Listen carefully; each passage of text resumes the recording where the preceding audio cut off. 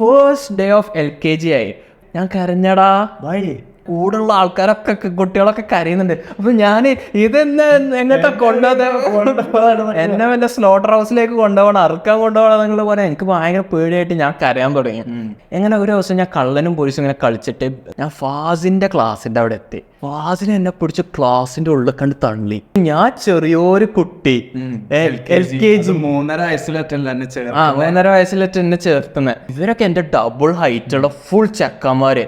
എന്നിട്ട് ഇവരെല്ലാരും എന്നൊക്കെ പറയുന്ന പോലെ ഇവരെല്ലാരും എന്നെ ഇങ്ങനെ ചുറ്റി. ഞാൻ സത്യം പറയാം, എല്ലാം പേടിച്ച.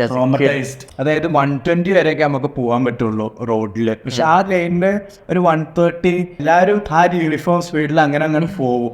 അങ്ങനെ ഞാനൊന്ന് ദേഷ്യം കൊടുത്ത് ഞാനൊന്ന് റൈറ്റൊക്കെ എടുത്ത് ഓവർടേക്ക് ചെയ്ത് പോകുമ്പോ എനിക്ക് ഇവന്റെ തിരുമുഖം കാണാണല്ലോ.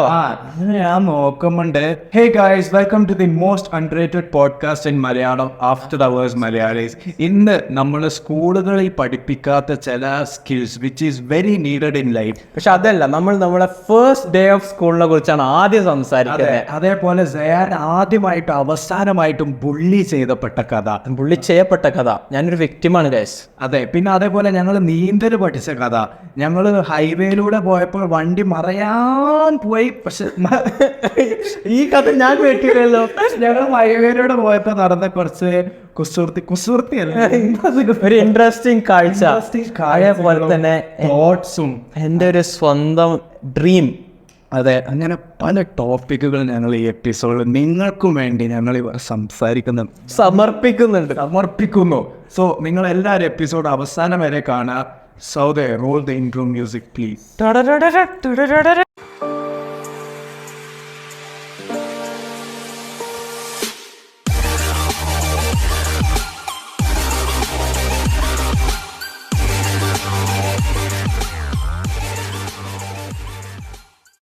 ചിരിക്കാനും ചിന്തിപ്പിക്കാനുമുള്ള രണ്ട് ബെസ്റ്റ് ഫ്രണ്ട്സിന്റെ പോഡ്കാസ്റ്റ്. സെമീർ, നമ്മളെല്ലാവരും സ്കൂളിൽ പോയിട്ടുണ്ട് ഇല്ലേ? നമ്മൾ ഉണ്ടാവണം. കേൾക്കുന്ന എല്ലാവർക്കും വിദ്യാഭ്യാസം ഉണ്ടെന്ന് മറ്റേ സിനിമയിൽ പറയില്ലേ, വിദ്യാഭ്യാസം ഉള്ള ആരില്ലേ നമ്മളെ കൂട്ടത്തിൽ? നാരികൾക്ക് ആ പാനി സന്ദേശം മൂവിയില്. അതേപോലെ നമ്മളെല്ലാവരും സ്കൂളിൽ പോയിട്ടുണ്ട്.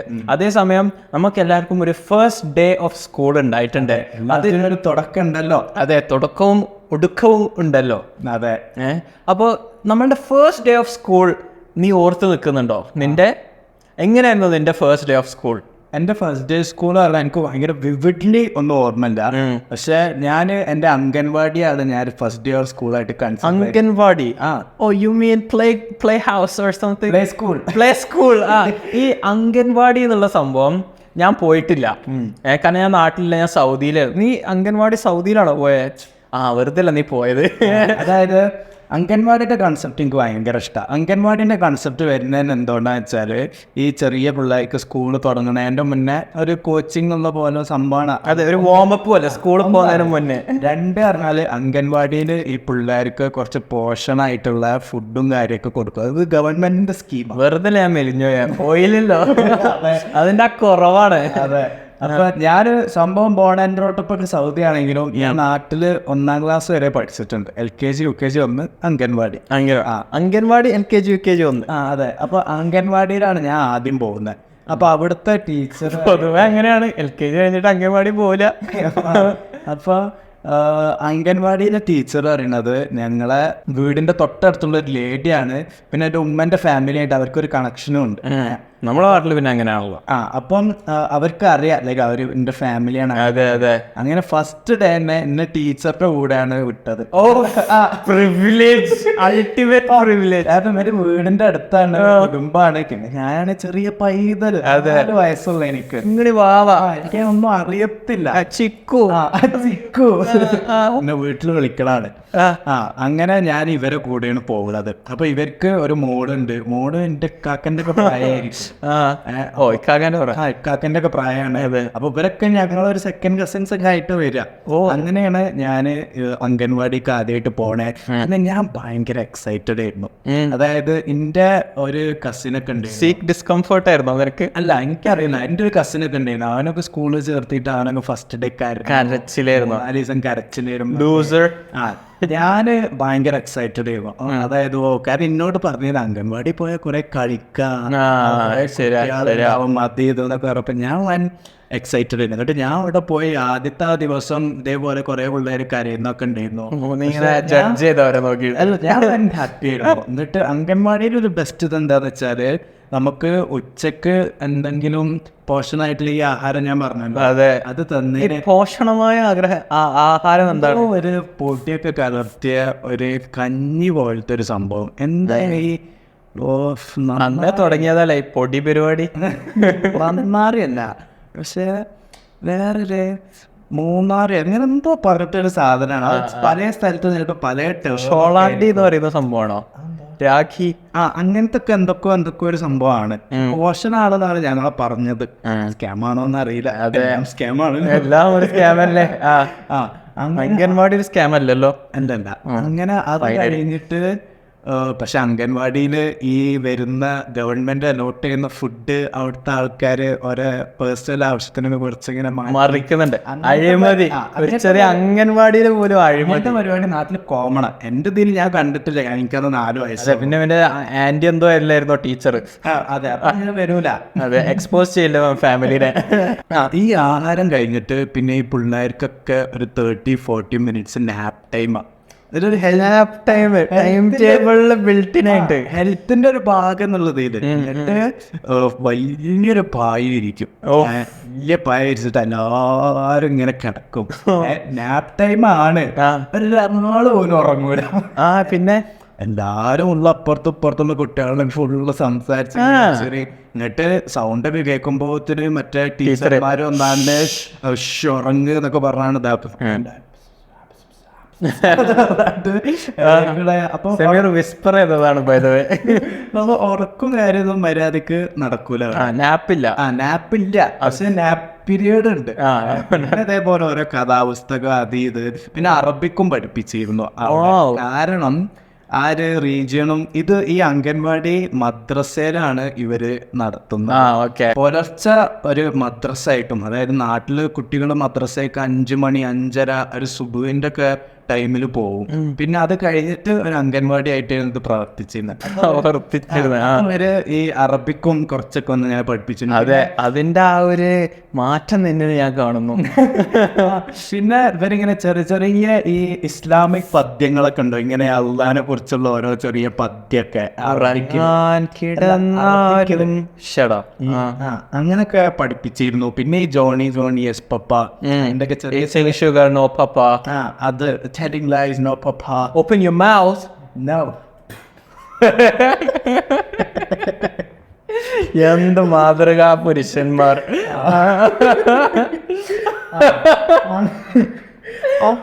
അങ്ങനെയൊക്കെ ആയിരുന്നു എൻ്റെ ഒരു ഫസ്റ്റ് ഡേ ഓഫ് സ്കൂൾ. എനിക്കൊരു ഓർമ്മ ഉള്ളത് ഫസ്റ്റ് ഡേ ഓഫ് അംഗൻവാടി. എന്റെ സ്കൂളിംഗ് സ്റ്റാർട്ട് ചെയ്യുന്നത് എത്രാം വയസ്സിലായിരുന്നത്? 4-ാം വയസ്സിൽ. 4-ാം വയസ്സിൽ അംഗൻവാടി സ്റ്റാർട്ട് ചെയ്തേ. 5-ാം വയസ്സിലാണ് LKG ചേർത്ത്. ഇവര് ഞാൻ ചെറിയ കുട്ടിയാണ്, എങ്ങനെയത് ഒറ്റക്ക് മറ്റേ വാഷ്റൂമിൽ പോവാ, ഇതാക്കുക എങ്ങനെ കുട്ടികളോട് ടീച്ചർമാരോട് ലൂസർ. വെറുതെ നീ 7-ാം ക്ലാസ് ആയപ്പോ ഇത്ര താടി വന്നത് നിനക്ക്.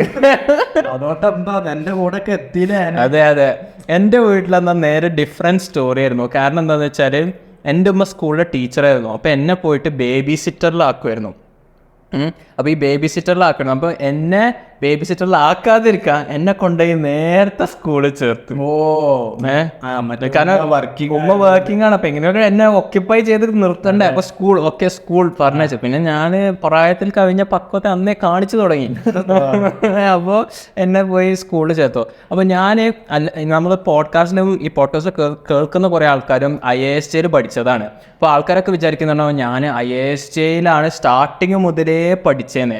IASJ എന്ന് വെച്ചാൽ ഇന്റർനാഷണൽ ഇന്ത്യൻ സ്കൂൾ ജിദ്ദ എന്നാണ്. ഇന്ത്യൻ എംബസിയുടെ കീഴിലുള്ള സ്കൂളാണ് സൗദിയിൽ. പക്ഷെ അല്ല, ഞാൻ LKG മാത്രം ഞാൻ വേറൊരു സ്കൂളിലാണ് പഠിച്ചത്. ഈ സ്കൂളിന്റെ പേര് അൽഹുദ എന്ന് പറഞ്ഞിട്ടുള്ള ഒരു സ്കൂളായിരുന്നു. അപ്പൊ ഈ സ്കൂൾ പിന്നീട് പൂട്ടിയൊക്കെ പോയി. വളരെ ചെറിയ സ്കൂളാണ്, അങ്ങനെയൊക്കെ ഉണ്ടായിരുന്നു. പക്ഷെ അതെ പൂട്ടിപ്പോയി. അപ്പോൾ ഈ അൽഹുദയിലെ പ്രത്യേകത എന്താണെന്ന് വെച്ചാൽ ഇത് ചെറിയ സ്കൂളായതുകൊണ്ട് റൂൾസൊക്കെ ഫ്ലെക്സിബിൾ ആയിരുന്നു. അപ്പം ഞാൻ LKG ചേരുന്നതിന് ഒരു 2-3 ദിവസം മുന്നേ എന്നെ സ്കൂളിലേക്ക് കൊണ്ടുപോയി. എന്നിട്ട് സ്കൂളിന്റെ എൻവയൺമെന്റും സ്കൂൾ എങ്ങനെയാ വർക്ക് ചെയ്യുന്നത്, അതായത് ആൾക്കാരൊക്കെ പഠിക്കുന്നു. ഞാൻ വല്ല സൂക്കൊക്കെ പോയ പോലെ ഞാൻ ഇവരൊക്കെ ഇങ്ങനെ നിരീക്ഷിക്കുക. അങ്ങനെ ഞാൻ ഈ സ്ഥലമൊക്കെ ആയിട്ട് ഫെമിലിയർ ആയി. അപ്പോൾ എൻ്റെ ബ്രദർ സഹീനും ഞാനും 2.5 വയസ്സിൻ്റെ വ്യത്യാസമുള്ളൂ. അപ്പോൾ സഹീൻ ഓൾറെഡി അൽഹുദയിൽ പഠിക്കുകയാണ്. അപ്പോൾ സഹീൻ അന്ന് 1ാം ക്ലാസ്സിലാണ് സഹീന് സ്റ്റാർട്ട് ചെയ്യാൻ പോകുന്നത്. അപ്പോൾ ഞങ്ങളങ്ങനെ നിന്നത് അവിടെ ഒരു ഗാർഡൻ ഉണ്ട്, ഒരു പ്ലേ ഗ്രൗണ്ട് പോലെ ഓടി നടക്കാൻ കോറിഡോർസ് ഉണ്ട്, ബിൽഡിങ്, ഇതൊക്കെ ഞാൻ കണ്ടു, കുട്ടികളെ കണ്ടു. എനിക്കൊരു പ്രശ്നമില്ലായിരുന്നു, ഞാൻ ഹാപ്പി ആയിരുന്നു. അങ്ങനെ ഫസ്റ്റ് ഡേ ഓഫ് LKG ആയി. അപ്പോൾ ഈ സ്ഥലവും ടീച്ചേഴ്സിനൊക്കെ എനിക്ക് ഫെമിലിയറാ. പക്ഷെ ഫസ്റ്റ് ഡേ യൂണിഫോം ഒക്കെ ഇട്ടിട്ട് ഞാൻ കരഞ്ഞടാ. അതാണ് ഞാനും ആലോചിക്കുന്നത്. എനിക്ക് തോന്നുന്നത് വെച്ചാൽ എനിക്ക് പിയർ പ്രഷറായിരുന്നു. കാരണം കൂടുള്ള ആൾക്കാരൊക്കെ കുട്ടികളൊക്കെ കരയുന്നുണ്ട്. അപ്പോൾ ഞാൻ ഇതെന്നെ എങ്ങോട്ടാ കൊണ്ടുപോകുന്നത്, എന്നെ വല്ല സ്ലോട്ടർ ഹൗസിലേക്ക് കൊണ്ടുപോകണം, അറുക്കാൻ കൊണ്ടുപോകണം എന്നുള്ള പോലെ എനിക്ക് ഭയങ്കര പേടിയായിട്ട് ഞാൻ കരയാൻ തുടങ്ങി. പിന്നീട് ഞാനും തന്നെ ആലോചിച്ചിട്ട് ഞാൻ തന്നെ ആലോചിച്ച് ഞാൻ എന്തിനാ കരഞ്ഞതൊക്കെ നമുക്ക് ആലോചിച്ചു. അങ്ങനെയായിരുന്നു എൻ്റെ ഫസ്റ്റ് ഡേ ഓഫ് സ്കൂള്. എന്നിട്ട് എനിക്കിപ്പോഴും ഓർമ്മയുണ്ട്, ഞാൻ LKG പഠിച്ചപ്പം എൻ്റെ ബെസ്റ്റ് ഫ്രണ്ട് എന്ന് പറഞ്ഞാൽ ഒരു സൗദി ആയിരുന്നു. നമ്മൾ ഇൻ്റർനാഷണൽ ഇന്ത്യൻ സ്കൂൾ ജിദ്ദയിൽ പഠിക്കുമ്പോൾ നമ്മളുടെ സ്കൂളിലെ 100% സ്റ്റുഡൻസും ഇന്ത്യൻസ് ആയിരുന്നു. പക്ഷെ അൽഹുദ ഒരു പ്രൈവറ്റ് സ്കൂൾ പോലെ ആയതുകൊണ്ട് അവിടെ സ്റ്റുഡൻസ് എല്ലാ നാഷണാലിറ്റീസൊക്കെ പോലെ ഉണ്ടായിരുന്നു. മെയിൻലി ഇന്ത്യൻസ് തന്നെ ആയിരുന്നു. പക്ഷെ അതിൽ എൻ്റെ ബെസ്റ്റ് ഫ്രണ്ട് പറഞ്ഞാൽ ഒരു അറബിയായിരുന്നു, ഒരു സൗദി. അൽ മംലക്കത്തുൽ അറബിയ്യത്തു സൗദിയ എന്ന് വന്ന ഒരു ചെക്കൻ. എന്നിട്ട് ഇവനായിട്ട് ഞാൻ കമ്പനി, എന്നിട്ട് ഇവൻ്റെ അടുത്ത് ഞാൻ കുറച്ചൊക്കെ ഒരു അറബി പഠിച്ചിരുന്നു. പക്ഷെ ഞാൻ ആ സ്കൂളിൽ തന്നെ നിന്നേച്ചു. അപ്പം ഞാൻ അറബിയിൽ ഫ്ലുവൻ്റ് ആയാലും അറബി ഫ്ലുവൻ്റ് ആവും. പക്ഷെ എന്നെപ്പോലെ ഒരു സെക്കൻഡ് കിട്ടും. അതെ, അപ്പം ഈ മലയാളം പോഡ്കാസ്റ്റ് ഒക്കെ അറബിയിലായിരിക്കും ഞാൻ ആഫ്റ്റർ അവേഴ്സ് സൗദി എന്നൊക്കെ പറഞ്ഞിട്ട് ഞാൻ ചിലപ്പോൾ ഈ പോഡ്കാസ്റ്റ് ചെയ്തിട്ടുണ്ടാവും. എനിക്ക് ഇപ്പോഴും ഓർമ്മയുണ്ട്, ഇവൻ്റെ അടുത്തൊരു ടോയ്സ് ഉണ്ടായിരുന്നു. എന്നിട്ട് ഈ ടോയ്സിനെ കുറിച്ച് ഒരു ദിവസം ഇവൻ കൊണ്ടുവരാതെ വന്നപ്പോൾ ഞാൻ ഇവൻ്റെ ടോയ്സിനെ കുറിച്ച് ചോദിച്ചപ്പോൾ ഇവൻ പറഞ്ഞ ടോയ്സ് കസർന്ന്. അപ്പോഴാണ് ഞാൻ മനസ്സിലാക്കുന്നത് അറബിയിൽ കസർ എന്ന് പറഞ്ഞാൽ പൊട്ടിപ്പോയി, ബ്രോക്കൺ എന്നാണ് അർത്ഥം. അങ്ങനെയൊക്കെ ഞാൻ പഠിച്ചു. ഇത് കസർ ഏത് കാണാൻ കൽബിന്റെ എനിക്കറിയില്ലടാ, പറയാനല്ല അറിയുള്ളൂ, എഴുതാനും വായിക്കാനൊന്നും പഠിച്ചില്ല. എനിക്ക് ഓർമ്മയുണ്ട്. എന്നിട്ട് പിന്നെ എനിക്കിപ്പോഴും ഓർമ്മയുണ്ട്, ഞാൻ കള്ളനും പോലീസും കളിക്കുമായിരുന്നു ലഞ്ച് ബ്രേക്കിൽ. അപ്പോൾ എൻ്റെ ഒരു ഫാമിലി ഫ്രണ്ട് ഉണ്ടായിരുന്നു, ഫാസിനും നാസിനും. ഇവർ നാട്ടില് ഞങ്ങളുടെ നാട്ടുകാരായിരുന്നു, ഇടവണ്ണയിൽ നിന്നായിരുന്നു. അപ്പൊ ഞങ്ങൾ ഫാമിലി ഫ്രണ്ട്സ് ആയിട്ട് മഹല്ല് കമ്മിറ്റി എന്നൊക്കെ പറഞ്ഞ ഗ്രൂപ്പൊക്കെ ഉണ്ട്, അതിലൂടെ ഞങ്ങൾക്ക് പരിചയമൊക്കെ ഉണ്ട്. ഈ നാസിന്റെ കൂടെ മദ്രസയിൽ പഠിച്ചു. അതെ, നാസിനെ കുറിച്ചുള്ള ഒരു സ്റ്റോറി സെമീർ ഒരു Q&A എപ്പിസോഡിൽ പറഞ്ഞതുമാണ്. അപ്പോൾ ഈ ഫാസിന് സഹീന്റെയും സീനിയർ ആയിരുന്നു. അപ്പൊ ഫാസിന് 2ാം ക്ലാസ്സോ 3ാം ക്ലാസ്സോ അങ്ങനെ എന്തോ ആണ്. അപ്പോൾ ഫാസിന് ഞാൻ എൻ്റെ ആ 3 day സ്കൂൾ ടൂറിന് ഞാൻ വന്നപ്പോൾ കണ്ടിരുന്നു. അപ്പോൾ ഫാസിന് ഹായ് എന്നൊക്കെയുള്ള രീതിയിൽ നമ്മളൊരു ഇതുണ്ടായിരുന്നു. എങ്ങനെ ഒരു ദിവസം ഞാൻ കള്ളനും പോലീസും ഇങ്ങനെ കളിച്ചിട്ട് ക്ലാസ് റൂംസിൻ്റെ ഉള്ളിലൂടെ ഒക്കെ എത്തിയിട്ട് ഞാൻ ഫാസിൻ്റെ ക്ലാസ്സിൻ്റെ അവിടെ എത്തി. അപ്പോൾ ഞാനിങ്ങനെ നോക്കിയപ്പം ഫാസിനെ കണ്ടു. അപ്പോൾ എന്നിട്ട് ഞാൻ വിചാരിച്ചു ഫാസിനെ കാണുമ്പോൾ സന്തോഷ പുളകിതനാകുന്നേ. പക്ഷേ ഫാസിനെ എന്നെ പിടിച്ച് ക്ലാസ്സിൻ്റെ ഉള്ളിൽ കണ്ട് തള്ളി. അപ്പൊ ഞാൻ ചെറിയൊരു കുട്ടി, LKG 3.5 വയസ്സിലെത്തല്ല എന്നെ ചേർത്തുന്നത്. അപ്പോൾ ഞാൻ LKG ഇവർ 2ാം ക്ലാസ്സോ 3ാം, അപ്പോൾ ഇവരൊക്കെ എൻ്റെ ഡബിൾ ഹൈറ്റുള്ള ഫുൾ ചെക്കന്മാര്. എന്നിട്ട് ഇവരെല്ലാരും എന്നൊക്കെ പറയുന്ന പോലെ ഇവരെല്ലാരും എന്നെ ഇങ്ങനെ ചുറ്റി. ഞാൻ സത്യം പറയാം, എല്ലാം പേടിച്ച trauma. I am a victim. #MeToo. ഞാനത് നല്ലോണം പേടിച്ച്. എന്നിട്ട് ഇവരെല്ലാരും എന്നെ കൂട്ടം വട്ടത്ത് നിൽക്കാം. ഞാൻ ഫാസിനെ നോക്കണ്ട് നിസ്സഹായതയോടെ, എന്നെ രക്ഷിക്കടാ, നമ്മളൊക്കെ ഒന്നില്ലെങ്കിൽ കൂടപ്പുറപ്പല്ലേ എന്നുള്ള പോലെ. ഫാസിനൊന്നും ചെയ്തില്ല. എന്നിട്ട് അതായിരുന്നു എൻ്റെ ലൈഫിലെ may be first and last bullied experience. പിന്നെ ഞാൻ ബുള്ളിയായി. പിന്നെ നീ പുള്ളിയായി. പിന്നെ ഞാൻ പുള്ളി ഇല്ല. അപ്പോൾ അങ്ങനെയായിരുന്നു എൻ്റെ ഫസ്റ്റ് സ്കൂൾ എക്സ്പീരിയൻസും കാര്യങ്ങളൊക്കെ ഉണ്ടായിരുന്നത്. ഞാൻ ഈ അടുത്ത് ഇങ്ങനെ അറിയാം, നമ്മൾ ഒരുപാട് സ്കൂൾസിനെ കുറ്റം പറഞ്ഞാണ്ടുള്ള കാര്യങ്ങൾ പോഡ്കാസ്റ്റിൽ പറയലുണ്ട്. നമ്മളെന്താ സ്കൂൾസിനെ കുറ്റം പറഞ്ഞത്? അതായത് സ്കൂളിൽ നെസസിറ്റി ആയിട്ടുള്ള സ്കിൽസ് പഠിപ്പിക്കുന്നില്ല, അതെ. മണി മാനേജ്മെന്റ് പഠിപ്പിക്കുന്നില്ല, അതെ. ബിസിനസ് എങ്ങനെ സ്റ്റാർട്ട് ചെയ്യാതെ പഠിപ്പിക്കുന്നില്ല, ഇമോഷണൽ സ്റ്റെബിലിറ്റി പഠിപ്പിക്കുന്നില്ല, അങ്ങനെ കുറെ സ്റ്റോയിസിസം പഠിപ്പിക്കുന്നില്ല. സ്റ്റോയിസിസം എന്ന് പറഞ്ഞാൽ നമ്മൾ ഹാർഡ് വർക്ക് ആൻഡ് ഡിഫിക്കൽട്ടി, ബുദ്ധിമുട്ട്, സഫറിങ്സിലൂടെ ഒക്കെ പോകുമ്പോൾ നമ്മൾ അത് നമുക്ക് ഇമോഷണലി നമ്മൾ സ്ട്രോങ് ആയിട്ട് അതൊക്കെ നമ്മളെ കൊണ്ട് തന്നെ ഹാൻഡിൽ ചെയ്യാൻ പറ്റുന്ന ഒരു ക്വാളിറ്റിക്കാണ് സ്റ്റോയിസിസം എന്ന് പറയുന്നത്. അതും പഠിപ്പിക്കുന്നില്ല. അങ്ങനെ ഇരിക്കുമ്പോഴാണ് ഞാൻ നമ്മുടെ 401 ഹൈവേയിലൂടെ ഞാനിങ്ങനെ കുടുകുടാതെ വണ്ടിയിൽ ഇങ്ങനെ പോവാ. അങ്ങനെ ഇരിക്കുമ്പോഴോ? അല്ല, ഞാൻ ഈ പറഞ്ഞല്ലോ ഇങ്ങനെ അങ്ങനെ ആലോചിച്ചുകൊണ്ടിരിക്കുമ്പോ റൂട്ട് അങ്ങനെ ഇരിക്കുമ്പോഴാണ് ഞാനിങ്ങനെ 401 എൻ്റെ കാറിൽ ഇങ്ങനെ കുടുകുടാതെ പോകണത്.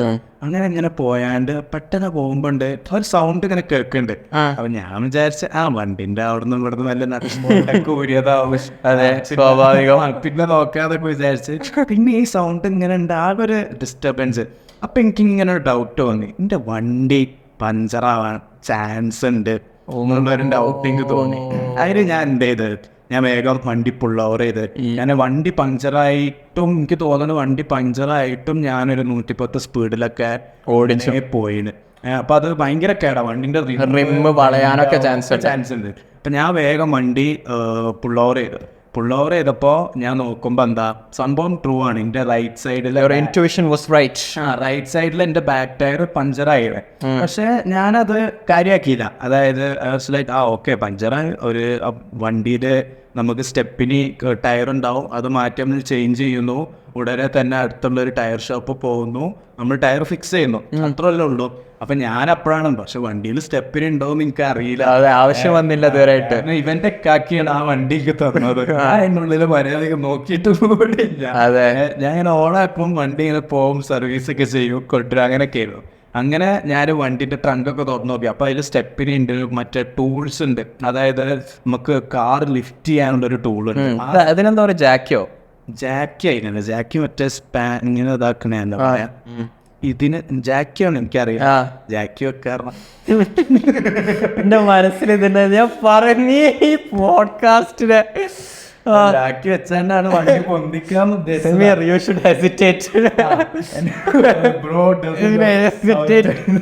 Hesitation was invented in 1890. People before it. അങ്ങനെ ഞാൻ ഈ സ്പാനർ എന്തൊക്കെ കണ്ടുപിടിച്ച്, അങ്ങനെ ഞാൻ എൻ്റെ ടയറിന്റെ ഇതാണെങ്കിൽ ഞാൻ പുൾ ഓവർ ചെയ്ത് വണ്ടികൾ അങ്ങനെ പോവാ, കീറിപ്പാഞ്ഞ് പോവാ. ഹൈവേ ആണല്ലോ, ഹൈവേ ആണ് ഒക്കെ ഉണ്ട്. ഞാനാണെങ്കിൽ ഇനിയിപ്പോ പറഞ്ഞിട്ട് കാര്യമില്ല, ഇതാണ് സമ്മറിലാണ് നടക്കണേ, വെയിലും ചൂടൊക്കെ ഉണ്ട്. ഞാനിങ്ങട്ട് വെയിലും ചൂടല്ലുള്ളൂ, വിന്ററിലാണെങ്കിൽ ഒന്ന് ആലോചിച്ച് നോക്ക്. ശരിയാ, സമ്മറായ ഭാഗ്യം. അതെ, സമ്മറാണ് ബെസ്റ്റ് ടൈം. എന്നിട്ട് ഞാൻ പിന്നെ ഈ സ്ക്രൂ എന്തൊക്കെ ഊരി സ്റ്റെപ്പിന് ഇട്ടു. അപ്പം ഇവിടെ സാധാരണ നാട്ടിലൊക്കെ സ്റ്റെപ്പിനെയും ഈ ഒരു നമ്മളെ ടയറിന്റെ അതേ ഒരു സൈസിലാണ് സ്റ്റെപ്പിന് വരിക. പക്ഷേ ഇവിടെ പറയുമ്പോ എന്റെ മനസ്സിൽ എന്താ പറഞ്ഞ, നീ ടയർ മാറ്റിയിട്ട് ഇത്രയും സ്ക്രൂകൾ ഇനി ആവശ്യമില്ല.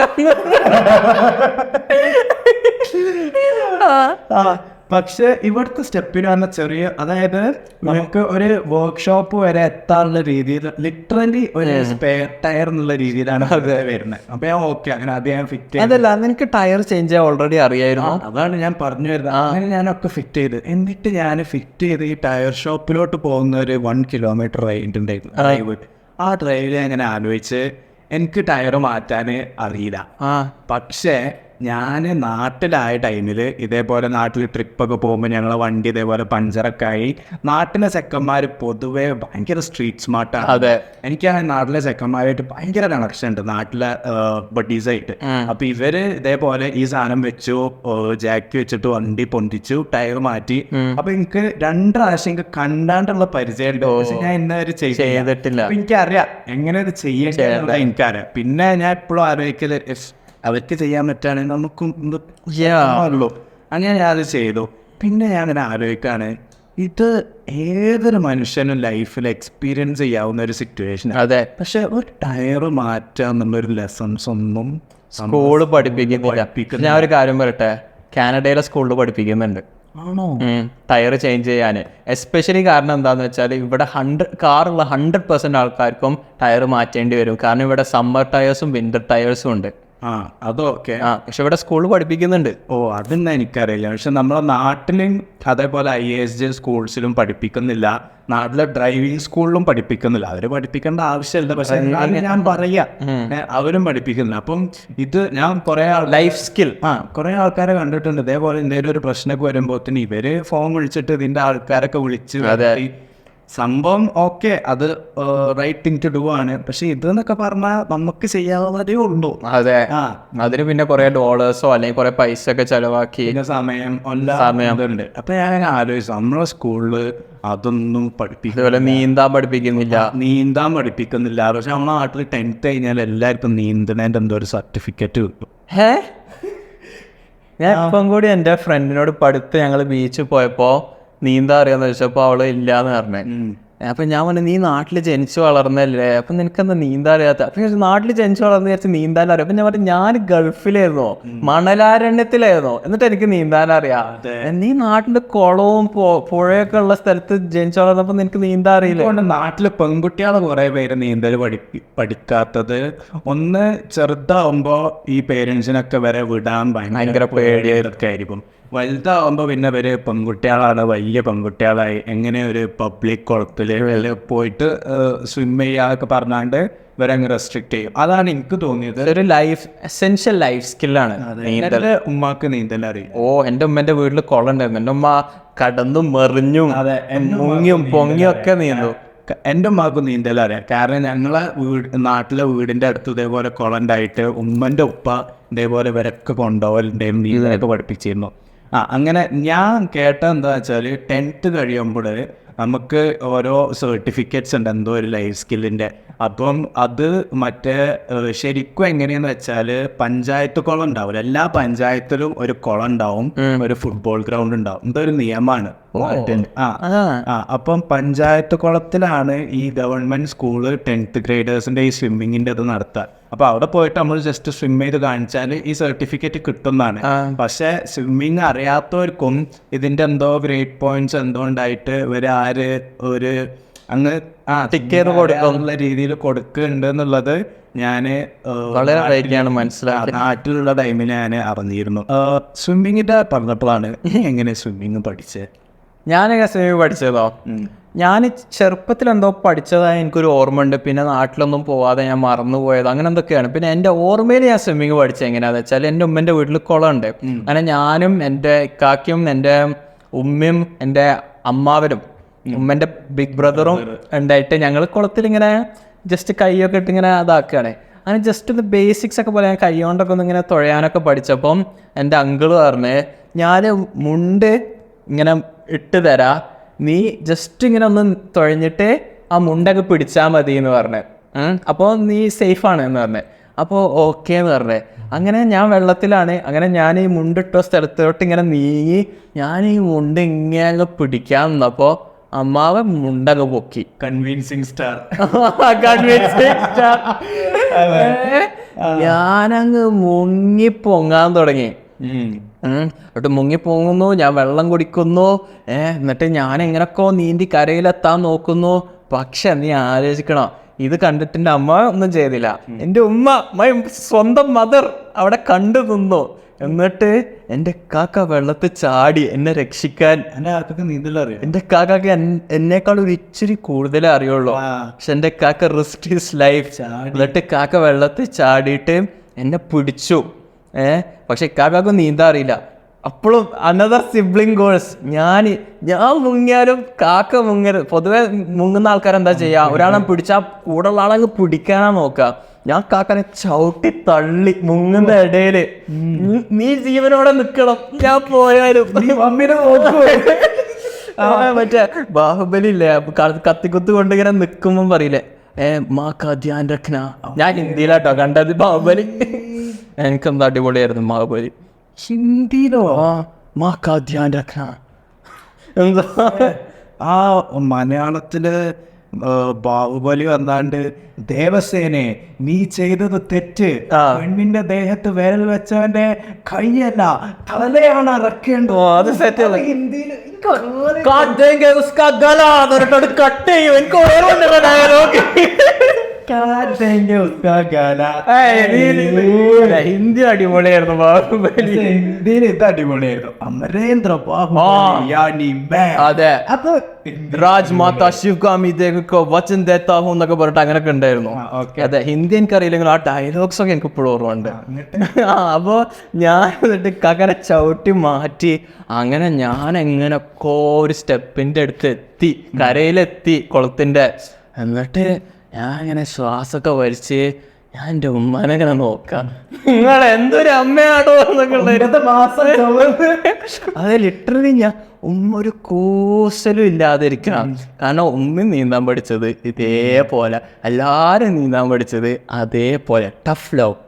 അതെ, പക്ഷെ എനിക്ക് ട്രോമാറ്റിക് എക്സ്പീരിയൻസിലൂടെ അല്ല കേട്ടോ ഞാൻ നീന്തൽ പഠിച്ചത്. ഞാൻ ട്രോമയൊന്നല്ല, ഞാൻ അതെ another victim story from me. ഞാൻ 3 പ്രാവശ്യം മുങ്ങിപ്പൊന്തിയത് ഒരു 1ാം ക്ലാസ്സിലൊക്കെ ആയപ്പോൾ. അങ്ങനെ അതൊക്കെ കഴിഞ്ഞ് നീണ്ട ഇടവേളയ്ക്ക് ശേഷം 6th ക്ലാസ്സിൽ ഞാൻ നാട്ടിലേക്ക് വെക്കേഷൻ വന്നപ്പോൾ ഞങ്ങളെ വീടിൻ്റെ അടുത്ത് ഇതേപോലെ ഒരു കുളം ഉണ്ടായിരുന്നു.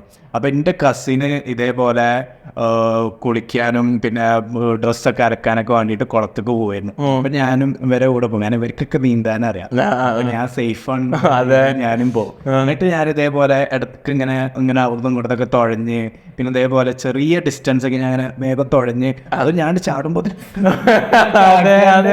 അങ്ങനെ എത്തും. അങ്ങനെ അതൊക്കെ ഞാൻ കുറച്ചിങ്ങനെ പ്രാക്ടീസ് ചെയ്ത് പിന്നെ വിചാരിച്ച സംഭവം ലെവലപ്പ് ചെയ്യണം. അന്ന് കുറച്ച് ഡിസ്റ്റൻസ് പോകണമെന്നുള്ളതിൽ കുറച്ച് അധികം ഡിസ്റ്റൻസ് ഞാൻ എൻ്റെ കസിനോട് ചോദിച്ച് ഞാൻ അവിടെ വരെ പോവാണ്, അപ്പൊ അത് ഓക്കെ ആണോ അല്ല അങ്ങനെ ചെയ്യണോ എന്നൊക്കെ ഉള്ള അഡ്വൈസ് ചോദിച്ചു. അപ്പൊ പൊതുവേ ഇപ്പൊ ഒരു കസിൻസും ആ രീതിയിലൊക്കെ നോക്കുകയാണെങ്കിൽ ഓരോരുടെ ചെയ്യാം. ഞാനൊരു റിസ്ക് എടുക്കാൻ ഇവൻ എന്തെങ്കിലും പറ്റി എനിക്ക് രക്ഷിക്കാൻ പറ്റിയില്ലെങ്കിൽ ആകെ റിസ്ക് എടുക്കണ്ട അങ്ങനെ എങ്ങനെയൊക്കെയുള്ള രീതിയിലൊരു ധീരതക്കുള്ള ഒരു അവാർഡായിട്ടുള്ള ഒരു ഓപ്പർച്യൂണിറ്റി. എന്റെ കസിൻ എന്ത് ചെയ്ത് എനിക്ക് ധൈര്യം ഉണ്ടെങ്കിൽ ഈ പൊയ്ക്കോറുണ്ട്. അപ്പൊ ഞാനാണ് പിന്നെ എന്റെ മർദ്ദിനെ വെല്ലുവിളി ഇവിടെ പെൺകുട്ടിയാണ് ഈഗോനെ പോയിട്ടുണ്ടെങ്കിൽ പോയിക്കോ ചിലപ്പോ അതെ. അങ്ങനെ ഞാന് അങ്ങനെ ഒരു 3-4 സെക്കൻഡ് ഇങ്ങനെ ആലോചിച്ച് ധൈര്യമുണ്ട് ഇങ്ങോട്ട് ചാടി. അങ്ങനെ ഞാൻ ഇതേപോലെ അങ്ങനെ പിടിച്ച് ഇതാക്കിയാണ്ട് അവിടെ വരെ പോയി അവിടെ കുറച്ച് നേരം റെസ്റ്റ് എടുത്ത് ഇങ്ങോട്ടൊന്ന് തിരിച്ചു വന്നു. അപ്പോൾ അത്രയും ഡിസ്റ്റൻസ് കവർ ചെയ്ത്.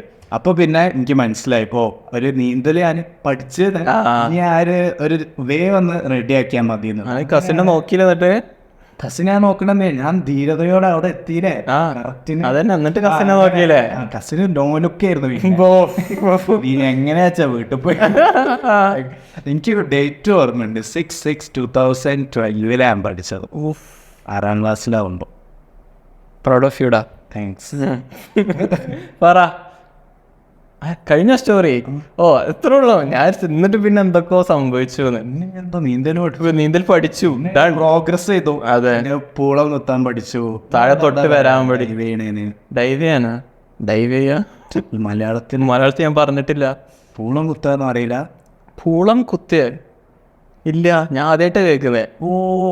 Scene dive. അത് മലപ്പുറത്ത് കോമൺലി പറയുന്ന ടേമായിട്ട് എനിക്ക് തോന്നുന്നേ പൂളം കുത്ത.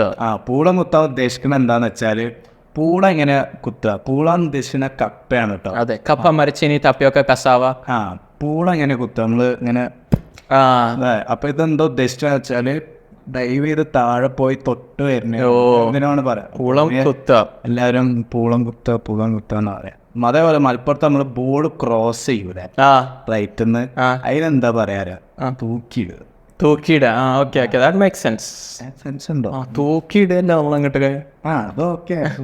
അതുപോലെ നമ്മളെ അറബിയില് കുബ്രി എന്ന് പറയുന്നതിന് അവര് നടയെ കൂടെ ഇട്ടു എന്നൊക്കെ പറയാം. നട പക്ഷെ അവിടെ നാട്ടില് വലിയ സീനൊന്നും. അതെ, ഡിസ്റെസ്പെക്റ്റ് അല്ല കുബ്രി, ഇപ്പൊ ഡിസ്റെസ്പെക്റ്റാ. കാരണം ഇപ്പൊ സോഷ്യൽ മീഡിയ ഇതൊക്കെ കണ്ട് അവർക്ക് മനസ്സിലായി. പണ്ടൊക്കെ അതായപ്പോ കുബിരി എനിക്കൊക്കെ ഓർമ്മയുണ്ട്, ഞാന് കളിച്ചാണ്ട് ഒരുത്തന്റെ കുബിരിയൊക്കെ ഇട്ട് സാധാരണ നമ്മളവിടൊക്കെ സ്റ്റെക്ക് ആവുമല്ലോ. അതെ, ഞാൻ ഇട്ടിട്ട് കളി അതെ. എനിക്ക് മനസ്സിലായത്. നീ ഹൈവേന്റെ സ്റ്റോറി പറഞ്ഞപ്പോഴാണ് ഞാൻ ഇപ്പം അടുത്ത് സെമീർ വർക്ക് ചെയ്യുന്ന സിറ്റി ഉണ്ട്, സ്ട്രാറ്റ്ഫോർഡ് എന്ന് പറഞ്ഞിട്ടുള്ള ഒരു സിറ്റി. ബ്യൂട്ടിഫുൾ. അതെ, ജസ്റ്റിൻ ബീബർ സ്ട്രാറ്റ്ഫോർഡ് എന്നാണ്. അതെ, ജസ്റ്റിൻ ബീബർ ആ സിറ്റിയിൽ നിന്നാണ് വന്നിട്ടുള്ളത്. എന്നിട്ട് ആ സിറ്റിയിൽ ഒരു തിയേറ്റർ പോലത്തെ ഒരു സ്ഥലമുണ്ട്. അതിൻ്റെ ഒരു പുറത്തൊരു സ്റ്റെപ്പ് ഉണ്ട്. അവിടെ നിന്നുകൊണ്ട് ജസ്റ്റിൻ ബീബർ ചെറിയ കുട്ടിയാകുമ്പോൾ ഗിറ്റാർ പ്ലേ ചെയ്തൊരു ഫോട്ടോ വരെ ഉണ്ട്. എന്നിട്ട് അവിടെ ഫോട്ടോ വീഡിയോ ഞാൻ ഗൂഗിൾ ഇമേജസിലൊക്കെ കണ്ട്. അപ്പോൾ ഫോട്ടോ വീഡിയോ ഉണ്ട്. എന്നിട്ട് അതിൻ്റെ അവിടെ ഇപ്പം ഒരു ഹോളിവുഡ് വാക്ക് ഓഫ് ഫെയിമിലൊക്കെ പോലെ താഴെ ഫ്ലോറിൽ ഒരു സ്റ്റാർ വെച്ചിട്ട് Justin Bieber use to perform here എന്നൊക്കെ പറഞ്ഞിട്ട് അതിൻ്റെ ഡേറ്റ് ഒക്കെ കൊടുത്തിട്ടുണ്ട്. അതെ. അപ്പോൾ ഞാനിങ്ങനെ സ്ട്രാറ്റ്ഫോർഡ് പോലത്തെ ഒരു ടൗണിലൂടെ ഞാൻ ഇങ്ങനെ കടന്നു വരുന്നു. ഞാൻ എന്നപ്പോൾ ഇത് പോയത്, ഏതോ ദിവസം എനിക്ക് ഓർമ്മയില്ല. ഞാൻ ഇതേപോലത്തെ ഒരു ടൗണിലൂടെ ഇങ്ങനെ പോവാം. ഭയങ്കര ബ്യൂട്ടിഫുൾ ടൗൺ സ്ട്രാറ്റ്ഫോർഡിന്റെ അതേപോലത്തെ ഒരു ടൗൺ ഡിസ്ക്രൈബ്. അതെ, അപ്പൊ ഞാൻ നിന്നോട് പറയാൻ നിൽക്കാം, നീ സ്ട്രാറ്റ്ഫോർഡ് ഒന്ന് ഡിസ്ക്രൈബ് ചെയ്തേന്ന്. അതായത് ഒന്ന് അവിടെ പറഞ്ഞാൽ ഭയങ്കര ശാന്തതയാണ്, അധികം ആൾക്കാരോ കാര്യങ്ങളൊന്നുമില്ല. പിന്നെ അവിടുത്തെ ആർക്കിടെക്ചറും കാര്യങ്ങളും എന്നൊക്കെ വേണം. അപ്പോൾ ചർച്ചസ് ഒക്കെ ആണെങ്കിലും ഭയങ്കര ആർക്കിടെക്ചറലി ഭയങ്കര സ്ട്രക്ചേർഡ് ആയിരിക്കും. പിന്നെ ഈ സിറ്റീസും ഇതൊക്കെ കാണുമ്പോൾ കുറേ ഓൾഡ് സ്കൂൾ സംഭവങ്ങളും കാര്യങ്ങളും, കുറേ സ്റ്റോറ് കാര്യങ്ങളൊക്കെ ഉണ്ടാവും. അങ്ങനത്തെ ഒരു ബ്യൂട്ടിഫുൾ സിറ്റി. അവിടുത്തെ ആൾക്കാരൊക്കെ കൂടുതൽ ഓൾഡ് പീപ്പിൾ ആയിരിക്കും, ഈ റിട്ടയർഡ് ആയ ആൾക്കാരും കാര്യങ്ങളൊക്കെ. യെസ്. എന്നിട്ട് കഴിഞ്ഞോ? ഇനിയുണ്ടോ? പിന്നെ ഭയങ്കര നാച്ചുറൽ ബ്യൂട്ടി ഉണ്ട്, ഒരു റിവർ ഉണ്ട്.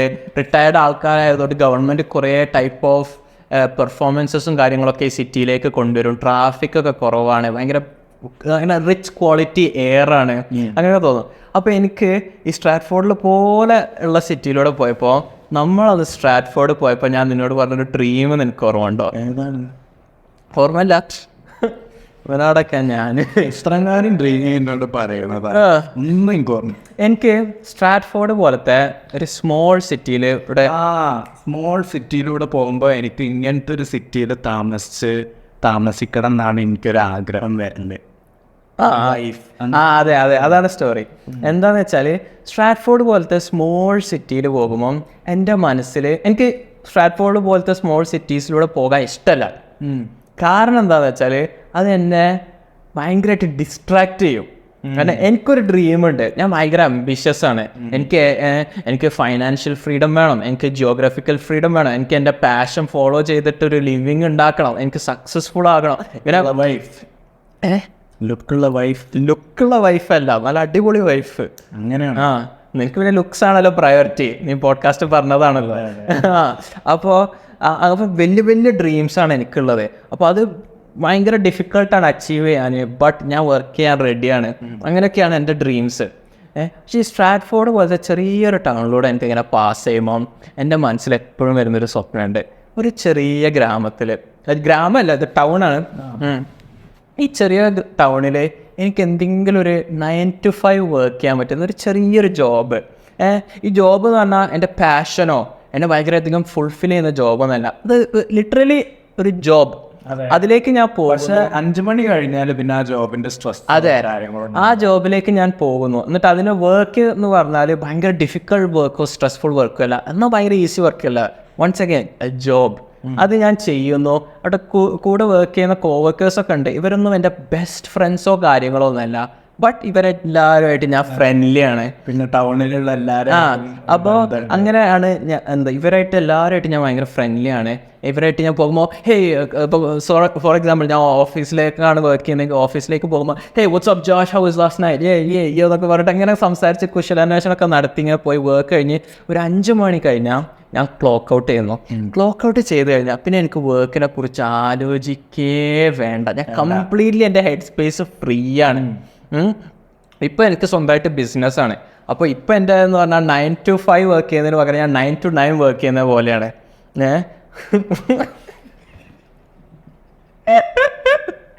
ഡിസ്പ്ലേയില് വാർക്കാൻ വന്നിട്ട് ഞാൻ കാര്യമായിട്ടൊരു കഥ പറഞ്ഞപ്പോ കോട്ട് പോയിടാ ലിറ്ററലി ഉറക്കം വന്നിട്ടാ ഓനെടുത്തിട്ടല്ല. ഞാൻ നിർത്തി. ഇത്രയും പറഞ്ഞുകൊണ്ട് ഈ എപ്പിസോഡ് ഞങ്ങൾ വൈൻഡ് അപ്പ് ചെയ്യുകയാണ്.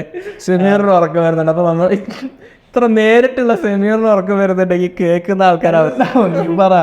ആ ഈ സെമീർ മനസ്സിലായി ഇവൻ്റെയൊക്കെ സ്വപ്നോ ഞാൻ ഈ സ്വപ്നം ഓർത്തും കൂടി അത് ഇതൊക്കെ അവൻ്റെ സ്വപ്നം. എന്നിട്ട് ഞാൻ വർക്ക് ക്ലോക്ക് ഔട്ട് ചെയ്ത് കഴിഞ്ഞാൽ എനിക്ക് മൈൻഡിൽ വേറെ ഒന്നുമില്ല. എനിക്കൊരു സാധാ കാറുണ്ട്, ലക്ഷറി കാറൊന്നുമല്ല, ഫ്രം എ ടു ബി ഭയങ്കര കൺവീനിയൻ്റ് ആയിട്ട് എത്തിക്കും. ആ ഒരു ടൊയോട്ട, അതിൽ കൂളിംഗ് ഉണ്ട്, അങ്ങനെ ഭയങ്കര ഒരു ആവറേജ് സംഭവം. എന്നിട്ട് ഈ കാറിൽ ഞാൻ കയറുന്നു, തിരിച്ച് വീട്ടിലോട്ട് വണ്ടി ഓടിക്കുന്നു. ചെറിയ ടൗൺ ആയതുകൊണ്ട് ട്രാഫിക് ഒന്നുമില്ല, സ്ട്രാറ്റ്ഫോർഡ് ആയിട്ടുള്ള ഒരു ടൗൺ ആയതുകൊണ്ട് നല്ല ഗ്രീനറിയും നല്ല സീനിക് വ്യൂസും അതേസമയം അതിനോട് ബ്ലെൻഡ് ചെയ്തുകൊണ്ടുള്ള ആർക്കിടെക്ചറൽ ബ്യൂട്ടിയും ടൗണും ഒരു സൺസെറ്റും ആ ഒരു സൺസെറ്റും എന്തൊക്കെ ആയിട്ട് ഞാനിങ്ങനെ വീട്ടിലേക്ക് വരികയാണ്. അങ്ങനെ വീട്ടിലേക്ക് വന്നിട്ട് ഞാൻ വീട്ടിലേക്ക് ഇങ്ങനെ വന്ന് ഡോറങ്ങ് തുറക്കുമ്പോൾ നമ്മളെ നാട്ടിലൊക്കെ പറയില്ലേ പൂമുഖവാതിൽക്കൽ എന്ന്, ഞാൻ അധികം പാടുന്നില്ല. അതേപോലെ എൻ്റെ വൈഫ് വർക്കിംഗ് ഒന്നുമല്ല, wife is A home maker. Flowers ഒന്നും കൊണ്ടുപോകണില്ലേ വർക്ക് കഴിഞ്ഞിട്ട്? പക്ഷെ എന്നും നമ്മൾ കൊണ്ടുപോകും. ഒരു ഫ്ലവറൊക്കെ വാങ്ങുന്ന ഒരു പ്രശ്നമാണോ? ഓക്കെ, ഫ്ലവർ ഉണ്ടെന്ന് വിചാരിച്ചോ. ഞാൻ ഇങ്ങനെ വന്ന് ഡോറങ്ങ് തുറക്കുമ്പോൾ വൈഫ് വർക്കിംഗ് അല്ല, അപ്പോൾ വൈഫ് ഓൾ ഡേ വീട്ടിലായിരുന്നു. അപ്പോൾ വൈഫ് എന്നെ ഇങ്ങനെ എന്താ ഇതില് മിസോജിനി വൈഫിനെ ട്രീറ്റ് ചെയ്ത് നോക്കുന്നതാണോ ഞാൻ ഒരു മിസോജിനെ നീ കാണുന്നേ? ജയില് എന്ത് it's A home, it's A place of love. Okay. വൈഫിന് സ്ട്രെസ്സും കൊടുക്കാതെ ഞാനാണ് എൻ്റെ ലൈഫിൽ വർക്ക് ചെയ്യുന്നത്. ഞാൻ വീട്ടിലേക്ക് വരുമ്പം വൈഫ് എന്നെ ഇങ്ങനെ വെയിറ്റ് ചെയ്ത് നിൽക്കുക എന്നെ കാണാൻ. ഞാൻ ഒന്ന് വീട്ടിലെത്താൻ കാത്തു നിൽക്കുക. ഫ്ലോറൊന്ന് തുറക്കുമ്പോൾ എനിക്കാ എന്നെ ഇക്കാന്ന് വിളിക്കരുത്. ഈ ഇക്ക എന്തൊരു എനിക്ക് ഭയങ്കര ഓക്വേർഡും എംബാരസിംഗ് ആയി തോന്നുന്ന ഒരു വാക്കാണ് ഈ ഇക്ക. കാരണം ബ്രദറിനും ഹസ്ബൻഡിനും ഒരേ വാക്കാണ് നമ്മൾ വിളിക്കുന്നത്. അപ്പോൾ വൈഫ് എന്നെ ഇങ്ങനെ വെയിറ്റ് ചെയ്ത് നിൽക്കുക ഞാൻ വീട്ടിലെത്താൻ. ഞാൻ വീട്ടിലങ്ങ് എത്തിയെന്നറിയാം, ആ ഡോറിൻ്റെ ക്ലിക്ക് നല്ല സൗണ്ട് അങ്ങ് കേൾക്കുമ്പോഴത്തേന് വൈഫിൻ്റെ മുഖത്തൊരു പ്രകാശവും ചിരിയൊക്കെ അങ്ങ് പുഞ്ചിരിയൊക്കെ വിടരുന്നു. പിന്നെ വൈഫ് വീട്ടിലായതുകൊണ്ട് വൈഫ് നല്ല ടേസ്റ്റി ഡെലിഷ്യസ് ഫുഡൊക്കെ പ്രിപ്പയർ ചെയ്യുന്നുണ്ട്. A beautiful wife. വൈഫ് എനിക്ക് വേണ്ടി കാത്തിക്കുന്നു. അങ്ങനെ ഞങ്ങൾ ഇരുന്ന് നമ്മളുടെ ഒരു കൊച്ചു ലോകം, ആ ലോകത്ത് നമ്മളിങ്ങനെ ഹാപ്പി ആയിട്ട് ഭയങ്കര ഫാൻസി ഫുഡോ ഒന്നുമല്ല, പക്ഷെ ഉള്ളത് കൊണ്ട് നമ്മളിങ്ങനെ കഴിച്ച് ഭയങ്കര ഹാപ്പി ലൈഫ്, ചെറിയൊരു വീട് ഇതിലൊക്കെ ആയിട്ട് നമ്മളിങ്ങനെ ജീവിച്ചു പോകുന്നു. വീക്കെൻഡോ അല്ലെങ്കിൽ ഇപ്പോൾ വൈഫിന് കുക്ക് ചെയ്യണ്ടെന്നൊക്കെ തോന്നുകയാണെങ്കിൽ നമ്മൾ പുറത്ത് പോയി ഫുഡ് കഴിക്കുന്നു. ആ സ്വാതന്ത്ര്യം ഉണ്ട്. എന്താടാ വൈഫിന് ഞാൻ അത്യാവശ്യം ഫ്രീഡം ഒക്കെ അനുവദിക്കും. ഈ അത്യാവശ്യം ഫ്രീഡം ഒക്കെ അനുവദിക്കുന്ന ഒരാളാണ് എന്ന് പറയുകയാണെങ്കിൽ ഞാൻ അധികം ഫ്രീഡം ഒന്നും അനുവദിക്കാറില്ല എന്നാണ് ഞാൻ ശ്രദ്ധിച്ചിട്ടുള്ളത്. അപ്പൊ ഞാൻ അത്യാവശ്യം ഫ്രീഡം ഒക്കെ അനുവദിക്കുന്ന. അപ്പൊ നമ്മളിങ്ങനെ പുറത്ത് പോയി ഫുഡൊക്കെ കഴിക്കുന്നു. അതും ചെറിയൊരു ടൗൺ ആയതുകൊണ്ട് അവിടുത്തെ എല്ലാ റെസ്റ്റോറൻറ്റ്സിലെ മെയിൻ ഫുഡൊക്കെ ഡിഷസും കാര്യങ്ങളൊക്കെ നമ്മൾ ട്രൈ ചെയ്തിട്ടുണ്ട്, നമുക്കറിയാം. അപ്പോൾ നമ്മൾ എന്താണ് ആ ദിവസം ക്രേവ് ചെയ്യുന്നതെന്ന് ആലോചിച്ചാൽ നമുക്ക് ലിറ്ററലി പോകാനറിയാം. എന്നിട്ട് എപ്പോഴും എനിക്കുള്ളൊരു വ്യൂ, എൻ്റെ മനസ്സിലൊരു മെൻ്റൽ ഇമേജ് ഉണ്ട്. ഈ മെൻ്റൽ ഇമേജ് എന്താണെന്ന് വെച്ചാൽ ഒരു കോൾഡ് വിൻ്റർ നൈറ്റ്. ഞാൻ ഇതേപോലെ വർക്കൊക്കെ കഴിഞ്ഞ് വീട്ടിൽ വന്ന് വൈഫിന് നിന്നൊരു പ്രത്യേക ചിരി, നിന്റെ ഈ ചിരിന്റെ പിന്നിലുള്ള അർത്ഥം എനിക്കറിയാം. നീ പറയണ്ടല്ലോ, ഞാൻ നിന്നെ 8ാം ക്ലാസ് മുതൽ കാണുന്നല്ലേ. അപ്പൊ അതല്ല, ഞാൻ പറയട്ടെ story. Winter night cold winter കഴിഞ്ഞ് വരുന്നു, വീട്ടിലേക്ക് വന്നു. അപ്പം ഇതേപോലെ ഞങ്ങൾ പുറത്തുനിന്ന് പോയി ഫുഡ് കഴിക്കാൻ തീരുമാനിച്ചു. അങ്ങനെ എൻ്റെ മെൻ്റൽ ഇമേജ് എന്താന്ന് വെച്ചാൽ പുറത്ത് ഫുള്ള് സ്നോഫോളും തണുപ്പും എക്സ്ട്രീം വെതറും ഇതൊക്കെ. ആ പുറത്തുനിന്നാണ് ഈ ഒരു ക്യാമറ ആംഗിൾ വരുന്നത്. അത് പോയിന്റ് ചെയ്യുന്നത് ഒരു റെസ്റ്റോറൻറ്റിൻ്റെ ഗ്ലാസ് വിൻഡോയിലേക്കാണ്. ഈ ഗ്ലാസ് അപ്പോൾ പുറത്തുനിന്ന് പറഞ്ഞാൽ ബ്ലാക്കും ബ്ലൂവും വൈറ്റും ആണ് കളേഴ്സ്. തണുപ്പ്, രാത്രി വിന്റർ ഇതൊക്കെ ആയിട്ട്. ആ റെസ്റ്റോറൻറ്റിൻ്റെ ഉള്ളിൽ നല്ല വോം യെല്ലോ ലൈറ്റ്, അതിൽ ഇങ്ങനെ ഷാഡോ കാണുന്നുള്ളൂ, സിൽക്ക് വേ. നടുവിലൊരു ലാമ്പ് വെച്ചിട്ടുണ്ട്, ഒരു ടേബിള്. അതിൻ്റെ ഒരു സൈഡിൽ ഞാനിരിക്കുന്നു, ഒരു സൈഡിൽ എൻ്റെ വൈഫ് ഇരിക്കുന്നു. എന്നിട്ട് നമ്മൾ ഇങ്ങനെ ഫുഡൊക്കെ കഴിച്ച് പുറത്ത് നല്ല എക്സ്ട്രീം ടെമ്പറേച്ചറാണ്. അത് നമ്മൾ കുറേ സമയം അവിടെ നിന്ന് നമ്മൾ ലിറ്ററലി മരിച്ചു പോകും. പക്ഷെ നമ്മൾ ഈ റെസ്റ്റോറൻറ്റുള്ളിൽ ഭയങ്കര വോമായിട്ട് നമ്മളുടെ ഫേവറേറ്റ് ഫുഡ് വിത്ത് ഫേവറേറ്റ് പേഴ്സൺ ഇങ്ങനെ കഴിക്കുന്നു. നമ്മൾ നല്ല കോൺവെർസേഷൻസിലൊക്കെ ഇങ്ങനെ മുഴുകി ചിരിക്കുന്നു. ഇതൊക്കെ ആവുന്നു. നല്ല സ്ലോ മെലോഡിയസ് മ്യൂസിക് ഇങ്ങനെ ബാക്ക്ഗ്രൗണ്ടിൽ പ്ലേ ചെയ്യുന്നു. ഇതൊക്കെ ആയിട്ട് നമ്മളങ്ങനെ ഒരു കൊച്ചു ഹാപ്പി ലൈഫ്. ഇതാണ് എൻ്റെ അപ്പോൾ ഞാൻ ഈ ചെറിയ ടൗണിലൂടെ പോകുമ്പോൾ ഞാൻ പറഞ്ഞില്ല എനിക്ക് ടൗണിലൂടെ പോകുന്നത് ഇഷ്ടമല്ല. കാരണം എന്ന് വെച്ചാൽ എന്നെ വളരെയധികം ഈ ഒരു ഡ്രീം എന്നെ എൻ്റെ ആക്ച്വൽ ഡ്രീമിൽ നിന്ന് ഡിസ്ട്രാക്ട് ചെയ്യുന്നു. കാരണം ഞാൻ ഇപ്പോൾ ഡിസ്ക്രൈബ് ചെയ്ത ഈ ഡ്രീമിൽ ഞാൻ ഇതേപോലെ എൻ്റെ ഒരു ചെറിയ ലോകത്തെ ഞാൻ ഹാപ്പിയായി ജീവിച്ചു പോകുന്നു. പക്ഷെ വേറെ ആർക്കും എന്നെ അറിയില്ല. ഞാൻ വേൾഡിൻ്റെ ഒരു വലിയ ഇമ്പാക്റ്റ് ഒന്നും ഉണ്ടാക്കിയിട്ടില്ല. ഞാൻ റിച്ചോ എനിക്ക് ഫൈനാൻഷ്യൽ ഫ്രീഡമോ ജിയോഗ്രാഫിക്കൽ ഫ്രീഡമോ അങ്ങനത്തെ കാര്യങ്ങളൊന്നും എനിക്കില്ല. ഞാൻ ഉള്ളതിൽ ഇങ്ങനെ ഭയങ്കര ഹാപ്പി ആയിട്ട് ഇങ്ങനെ പോകുന്നു. Happy and fulfilled. ഫുൾഫിൽഡ് അല്ല, ഹാപ്പി. പിന്നെ അതേപോലെ തന്നെ എൻ്റെ ഒരു പൊട്ടൻഷ്യൽ, എനിക്കുള്ള കപ്പാസിറ്റി ഞാൻ ലിവ് അപ്പ് ചെയ്തിട്ടില്ല. ഞാനൊരു ചെറിയ ലൈഫിൽ ഇങ്ങനെ പോവാണ്. അപ്പോൾ അപ്പോൾ ഈ ടൗണിലൂടെ ഒക്കെ പോകുമ്പോൾ ഞാൻ ഇടയ്ക്ക് എൻ്റെ മനസ്സിൽ വരും. അപ്പോൾ ഈ ടൗണിലൂടെ ഒക്കെ പോകുമ്പോൾ എൻ്റെ മനസ്സിൽ വരുന്നത് ഇത്രയും അംബിഷനൊക്കെ വേണോ, എന്തൊക്കെ മെനക്കേടാണ്. നിൻ്റെ ഈ ഡ്രീം ഇത്രയും വലുതായതുകൊണ്ട് നീ എത്ര അധ്വാനിക്കണം. ഇങ്ങനൊക്കെ ഒരു ചെറിയ സ്വപ്നം നിനക്കുള്ളെങ്കിൽ നിനക്ക് ഇപ്പം റിയാലിറ്റി ആക്കാവുന്നേ ഉള്ളൂ എന്നൊക്കെയുള്ള രീതിയിൽ എൻ്റെ മനസ്സിങ്ങനെ ഡിസ്ട്രാക്റ്റ് ആവും. അപ്പം ഞാൻ ഇപ്പം അടുത്ത് സ്ട്രാറ്റ്ഫോർഡ് പോലത്തെ ആ ടൗണിലൂടെ പോയപ്പോൾ കുറേ കാലത്തിന് ശേഷം ഈ ഒരു സ്മോൾ ടൗണിലൂടെ ഇങ്ങനെ പോകുന്നത് എൻ്റെ മനസ്സിലേക്ക് വീണ്ടും ആ ഒരു ഡ്രീമിനെ തിരിച്ചു വന്നു. അപ്പം തന്നെ ഭാഗ്യത്തിന് ആ ടൗൺ പെട്ടെന്ന് കഴിഞ്ഞ് ഹൈവേയിലോട്ട് എക്സിറ്റ് എടുക്കാനായി. അപ്പം ഞാൻ നോ ഐ ആം അംബിഷ്യസ് എന്നൊക്കെയുള്ള രീതിയിൽ എനിക്ക് വന്നിട്ട് ഞാൻ അങ്ങനെ ഹൈവേയിലേക്ക് എക്സിറ്റ് എടുത്ത് പോയി. അതെ, എന്തൊരു മനോഹരമായ സ്വപ്നം. കൊള്ളാം. അതെ, കൊച്ചു കൊച്ചു സന്തോഷങ്ങളിലൊക്കെ ആണ് പേരിടട്ടെ. അതെ അതെ അതെ അല്ലേ? അതെ, ഞാൻ ഈ ഹൈവേന്റെ പറഞ്ഞപ്പോഴാണ് ഞാൻ ഇതേപോലെ നാള് ഒരു ദിവസം ഹൈവേയിലൂടെ പോവാം. കോമ്പറ്റീഷൻ ഒന്നല്ല, ഞാനൊരു കഥ പറഞ്ഞാൽ നീ ഹൈവേ കഥ പറയണമെന്ന്. അപ്പൊ ഞാൻ അതേപോലെ ഹൈവേയിലൂടെ പോവാണ്. അപ്പൊ ഇവിടുത്തെ ഹൈവേ എങ്ങനെയാന്ന് വെച്ചാല്, ഇവിടുത്തെ 401 മെയിൻ ഹൈവേയിൽ എങ്ങനെയാന്ന് വെച്ചാല് ഒരു 3 ലൈന് 4 ലൈനൊക്കെ സാധാരണ പോകാനുള്ളവർക്ക് ഉണ്ടാവും. പിന്നെ ഒരു ഡയമണ്ട് ലൈന് അല്ലെങ്കിൽ പ്രയോറിറ്റി ലൈൻ എന്ന് പറഞ്ഞിട്ട് ഒരു ലൈൻ ഉണ്ട്. അത് ഏറ്റവും ലെഫ്റ്റിലെ എക്സ്ട്രീം ലൈനാണ് വരിക. ആ ലൈനിൽ പോകണമെങ്കിൽ 2 ആൾക്കാർ മിനിമം വേണം വണ്ടിയിൽ. പിന്നെ ആ ലൈനിലാണെങ്കിൽ കുറച്ച് ഫാസ്റ്റിലാണ് പോവുക. അതായത് 120 വരെയൊക്കെ നമുക്ക് പോകാൻ പറ്റുള്ളൂ റോഡിൽ. പക്ഷെ ആ ലൈനിൽ ഒരു 130 ആ ഒരു ഇതിലൊക്കെ അങ്ങനെ എല്ലാവരും ആ യൂണിഫോം സ്പീഡിൽ അങ്ങനെ പോകും. പോവാൻ നിൽക്കണ്ട, ഫുൾ ഓവർ കിട്ടിയാൽ അല്ല എല്ലാരും പോകുന്നോണ്ട് ആയിക്കോട്ടെ. 130 ഇതിലൊക്കെ പോവാ. അപ്പൊ ഞാൻ ഇതേപോലെ ഈ ഡയമണ്ട് ലൈനിൽ ഇങ്ങനെ പോയിക്കൊണ്ടിരിക്കാറ്. പറയുമ്പോ ഞാൻ ഒറ്റക്കാണ് പോകുന്നത്. കാരണം മറ്റേ ഞാനും ഡയമണ്ട് ലൈനിൽ എപ്പോഴും പോകാറുണ്ട് ഒറ്റക്കാണെങ്കിലും. ഞാൻ കുറച്ച് ലേറ്റ് ആയിരുന്നു. അത് ഞാൻ റൂൾസ് ഡയമണ്ട് ലൈൻ അങ്ങനെ പൊക്കോളാണ്. ഇന്ത്യക്കാരെ പ്രശ്നം, ഇന്ത്യക്കാരാണ് ഈ നാട്ടിലെ റൂൾസ് ഒന്നും ഫോളോ ചെയ്യാതെ. അതെ, നാട്ടിലെ റൂൾസ് പോലെയില്ല. ഭാര്യക്ക് സ്വാതന്ത്ര്യം കൊടുക്കും, ജോലിക്ക് വിടൂല. അതെ, എല്ലാത്തിനും പെർമിഷൻ ചോദിക്കണം. പിന്നെ എങ്ങാനും 365 ദിവസത്തിൽ ഒരു ദിവസം ഒന്ന് ഫുഡ് ഉണ്ടാക്കാൻ പറ്റൂല എന്ന് പറയണേ. അന്ന് റെസ്റ്റോറൻറ്റിലൊക്കെ ഒന്ന് അതെ, ബാക്കി 364 ദിവസം വീട്ടിൽ നിന്ന് ഫുഡ്. എന്നിട്ട് മറ്റേ ഞാൻ പൊയ്ക്കൊണ്ടിരിക്കുക. അപ്പോൾ അല്ലെങ്കിൽ നമ്മൾ ലേറ്റ് ആണല്ലോ, അതുകൊണ്ടാണ് പ്രൈവറ്റ് ലൈനിലൊക്കെ പോകുന്നത്. അതെ, അപ്പൊ നോക്കുമ്പോണ്ട് എൻ്റെ മുന്നിൽ ഒരു 3 വണ്ടി ഉണ്ട് കേട്ടോ. ഇവരൊക്കെ 110 പോകുന്നത്. അപ്പൊ ഞാൻ പിന്നെ അതെ, വേറെ 3 ലൈനില്ലേ ഇവർക്ക് പെടുത്ത് പോവാനേ. അതിന് ഇങ്ങനെ പോണേക്ക് ഒരു മുന്നിലെ 3 വണ്ടിയിലെ ഏറ്റവും മുന്നിലെ വണ്ടിന്റെ ബാക്കിലെ വണ്ടി പെട്ടെന്ന് ബ്രേക്ക് ഓഫ് ചെയ്താലേ അല്ല നീ പറ പെട്ടെന്ന് ബ്രേക്ക് ഓഫ് ചെയ്തിട്ട് ഇങ്ങനെ എടുത്ത് നോക്കുമ്പോ ഡീസൽ നീ പറ പെട്ടെന്ന് ഓവർടേക്ക് ചെയ്താണ്ട് മറ്റേ ആ ഏറ്റവും മുന്നിൽ പോണ സ്ലോ ആളുടെ ഓവർടേക്ക് ചെയ്താണ്ട് പോയി. അപ്പൊ പിന്നെ എന്റെ മുന്നിൽ 2 വണ്ടീസ് അത് കഴിഞ്ഞിട്ടാ ഞാൻ ഇതേപോലെ 2 വണ്ടികൾ എടുത്തു പോയി.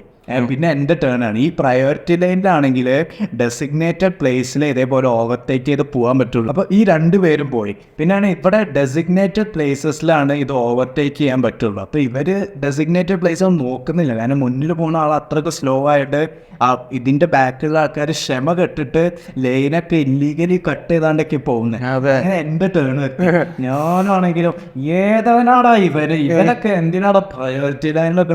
എനിക്ക് എപ്പോഴും ദേഷ്യം വരുന്ന സ്പീഡ് ലിമിറ്റിന്റെ ഉള്ളിൽ ഡ്രൈവ് ചെയ്യുന്ന ആൾക്കാരെ കാണുമ്പോഴാണ്. അതായത് അതേപോലെ ഇതൊക്കെ പോലെ തന്നെ, അതായത് 120 പോകാൻ പറ്റുമെങ്കിൽ 110 പോവാ. അവര് പിന്നെ മനഃപൂർവ്വം കണ്ടറിഞ്ഞ് ആ ഒരു സ്ലോ ലൈനിലൊക്കെ അങ്ങനെ മാറി നിൽക്കുക. അങ്ങനെ out of my way. അങ്ങനെ ഞാനൊന്ന് ദേഷ്യം കൊടുത്ത് ഞാനൊരു റൈറ്റ് എടുത്ത് ഓവർടേക്ക് ചെയ്ത് പോകുമ്പോ എനിക്ക് ഇവന്റെ തിരുമുഖം ഒന്ന് കാണാണല്ലോ. ഞാൻ നോക്കുമ്പോണ്ട് ഒരു ക്യൂട്ട് പെൺകുട്ടി, ഒരു ക്യൂട്ട് പെൺകുട്ടി. ഇവിടെ ഹെയർ സ്റ്റൈലൊക്കെ ആണെങ്കിൽ 2 സ്ഥലത്തേക്ക് ഇങ്ങനെ പോണിയൊക്കെ ഇട്ടാണ്ടാണ്. ഈ ഇവളാണെങ്കിൽ സാധാരണ നമ്മൾ ഡ്രൈവ് ചെയ്യുമ്പോ എങ്ങനെ മിറർ ഇടക്കിടക്ക് ഇങ്ങനെ നോക്കുമല്ലോ. ഇവള് മിററൊന്നും നോക്കുന്നേ ഇല്ല. നമുക്ക് മനസ്സിലാവില്ല ഇവിടെ ബാക്കിൽ എത്രത്തോളം ആൾക്കാർ നിൽക്കുന്നുണ്ട്. രണ്ടാമത് പറഞ്ഞാൽ ഇവളുള്ളിൽ പാട്ടൊക്കെ ഇട്ടാണ് ഫുൾ ഇങ്ങനെ ഡാൻസ് ചെയ്ത് ഇങ്ങനെ അത് ക്യൂട്ട് ഡാൻസ് ചെയ്ത് ഇങ്ങനെ ഡയമണ്ട് ലൈനിൽ നിന്നിട്ട് ഡയമണ്ട് ലൈനിൽ നിന്നിട്ട്. അപ്പൊ പിന്നെ ഇത് ഈ ഒരു ഇതിങ്ങനെ അങ്ങനെ ലിറ്ററലി ഇങ്ങനെ നോക്കുമ്പോ ഈ കുട്ടിനെ കണ്ട് വൻ ക്യൂട്ട്. അതായത് ഇവളെ കാണാൻ ഓക്കെ ക്യൂട്ടാണ്, പക്ഷെ ഇവളാരും വൻ ക്യൂട്ട്. പിന്നെ എന്റെ ദേശിക്ക് ഓവർടേക്ക് ചെയ്തപ്പോ കരിപ്പന്റെ കാന്താരി. അത് എനിക്ക് ഭയങ്കര എക്സ്പീരിയൻസ് ആയിട്ടായിരുന്നു തോന്നി.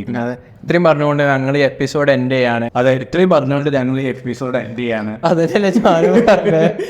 സോ ഇവിടുത്തെ സമയം രാത്രി 11 മണിയാകാറായി. ഞങ്ങൾക്ക് അരമണിക്കൂറിനുള്ളിൽ ഭക്ഷണം കഴിക്കണം.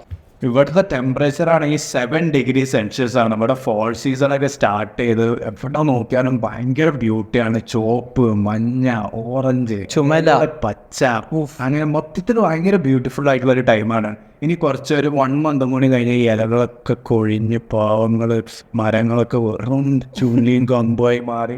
നീ എന്താ കിഡ് സ്റ്റോറി അറിയണോ? അതെ. പിന്നീട് പിന്നെ വിന്ററോ, പിന്നെ ഈ മരത്തുമലൊക്കെ ഫുൾ മഞ്ഞൊക്കെ ആയിട്ട് ഫുൾ വൈറ്റ്. ലോകത്തിന്റെ കവറൊക്കെ അങ്ങോട്ട് ഓഫ് ചെയ്ത് അതെ അങ്ങനെ കാൺ വെയിറ്റ്. അപ്പൊ ഇത്രയും പറഞ്ഞുകൊണ്ട് ഞങ്ങൾ ഈ എപ്പിസോഡ് നിർത്തുന്നു. നിങ്ങളുടെ favourite host Sameer Roshan and Zayan Zakir. Peace out. Peace out. Intro.